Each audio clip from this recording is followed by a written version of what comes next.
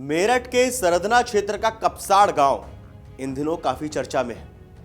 चलिए सिलसिलेवार तरीके से समझते हैं कि आखिर कपसाड़ में हुआ क्या था, इस मामले में अब तक क्या कुछ हुआ है। दरअसल 8 जनवरी की उस सर्द सुबह किसी को अंदाजा नहीं था कि गन्ने के हरे भरे खेतों के बीच एक मां की ममता का लहू बहेगा। वो सुबह खुशियों की नहीं बल्कि एक चीख की गवाह बनने वाली थी, जिसने न केवल एक परिवार को उजाड़ दिया बल्कि सामाजिक और जातीय ताने बाने पर भी गहरे सवाल खड़े कर दिए। सुबह के करीब 8 बज रहे थे।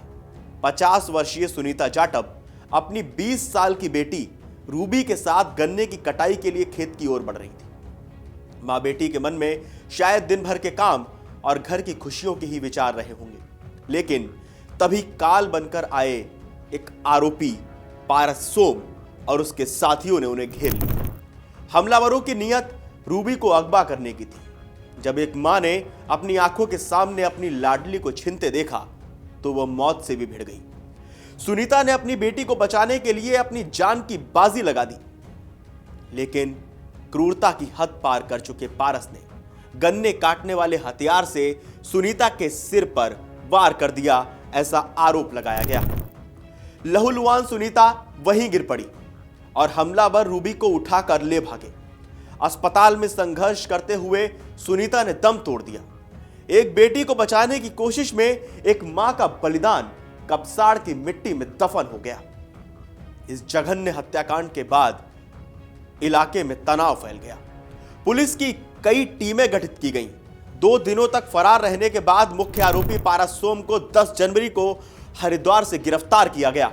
बताया गया कि वो सहारनपुर और दिल्ली होता हुआ हरिद्वार पहुंचा था। पुलिस ने रूबी को भी सुरक्षित बरामद कर लिया। 11 जनवरी को मेरठ की कचहरी में भारी गहमागहमी थी।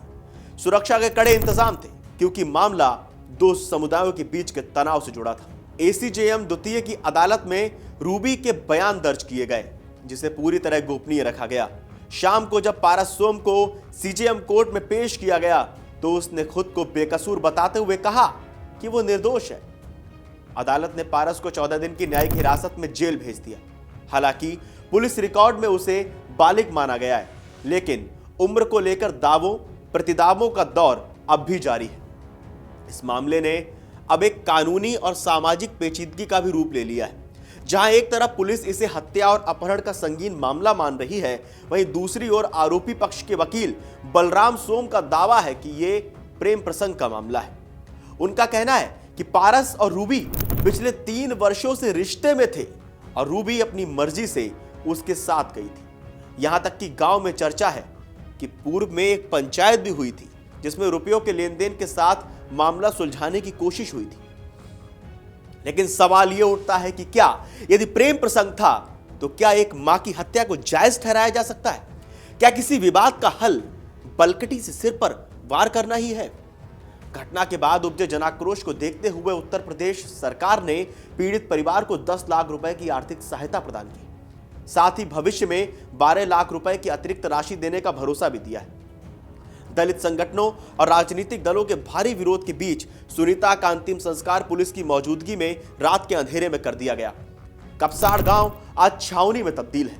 हर घर के बाहर सन्नाटा है, लेकिन वो सन्नाटा खामोश नहीं है, वो इंसाफ की मांग कर रहा है।